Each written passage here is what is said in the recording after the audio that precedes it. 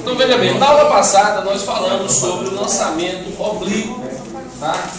Implicando em uma situação em que uma partícula ela era lançada e a trajetória dessa partícula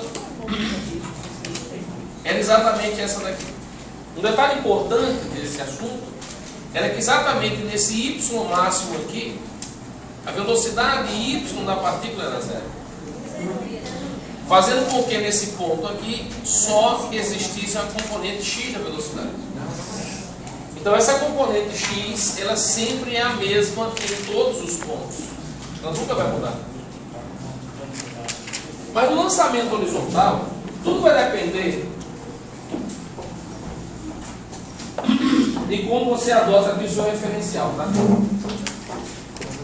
Um detalhe aqui é exatamente essa partícula ser lançada com uma certa velocidade aqui, V0,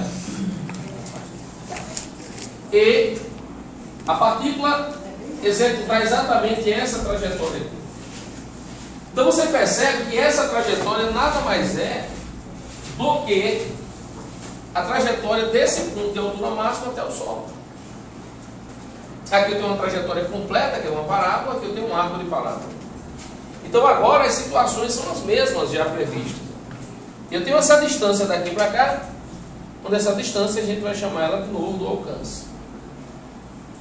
O campo gravitacional vamos adotar nesse sentido.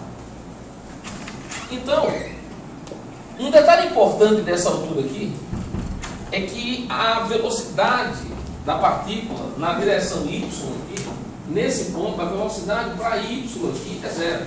Eu não tenho. Você imagina uma situação prática, você ter, por exemplo, aqui uma partícula ou uma bolazinha sobre aqui uma mesa. Aqui está o Sol, essa bolinha ela vem com uma certa velocidade, ela abandona essa mesa e ela vai cair exatamente a uma determinada distância.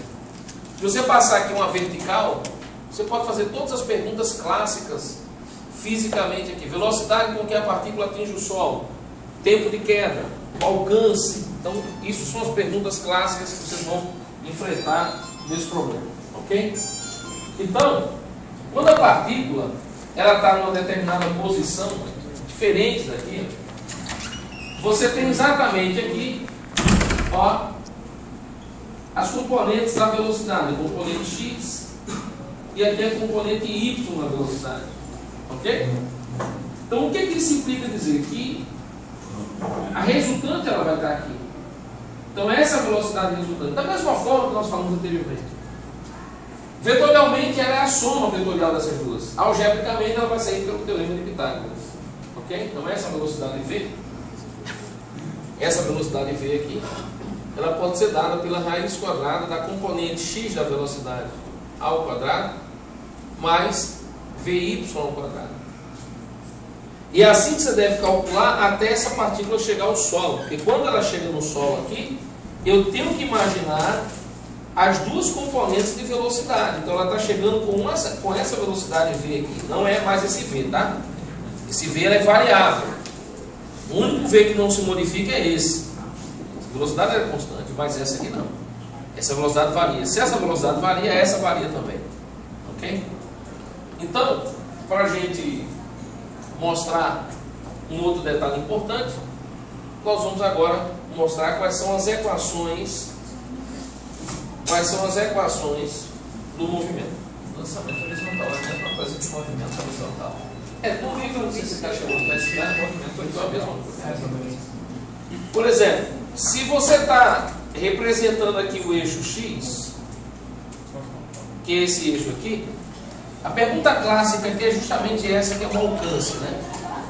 Então, o que é esse alcance aí? Esse alcance vai ser exatamente dado pela mesma expressão, V0x vezes t. Essa expressão do alcance.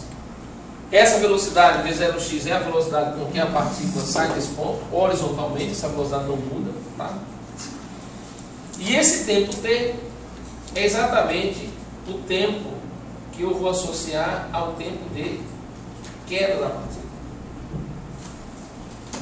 Então, nós vamos verificar basicamente, que tanto o eixo x quanto o eixo y, as equações, obviamente, elas não vão ser as mesmas, né?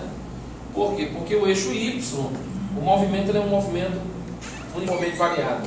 Ou seja, a velocidade varia na direção y, diferentemente da velocidade constante na direção x.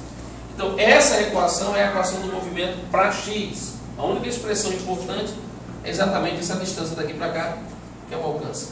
Então, os problemas são clássicos. Geralmente se pergunta desse problema: tempo de queda, alcance e velocidade com que a partícula atinge o solo. Ok? Então, anote aí para a gente ir para a segunda parte do exemplo.